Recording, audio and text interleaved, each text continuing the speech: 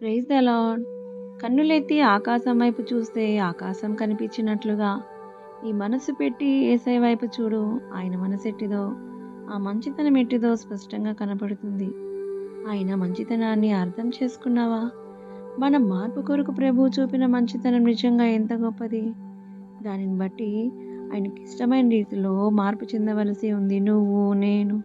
మనమందరము కూడా అలా కాకుండా ఆయన మంచితనమును బట్టి ప్రభువు ప్రేమ కలవాడు, ప్రేమిస్తాడు, క్షమిస్తాడు. ఇంకా సమయం ఉంది, తర్వాత చూసుకుందాము, తర్వాత చేద్దాంలే అని చేసిన తప్పులే చేస్తున్నావా? వేసిన తప్పుడడుగులే వేస్తున్నావా? ఇక ఇది మారవలసిన సమయము. ఎందుకంటే ఆయన రాకడ సమీపించింది. యేసయ్య చెప్పినవన్నీ నెరవేరుతున్నాయి.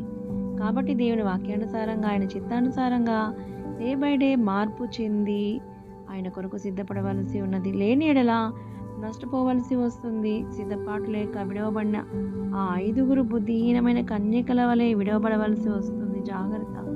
ఇక ఆలస్యం లేదు. యేసయ్య త్వరగా వచ్చుచున్నాడు. Jesus is coming soon.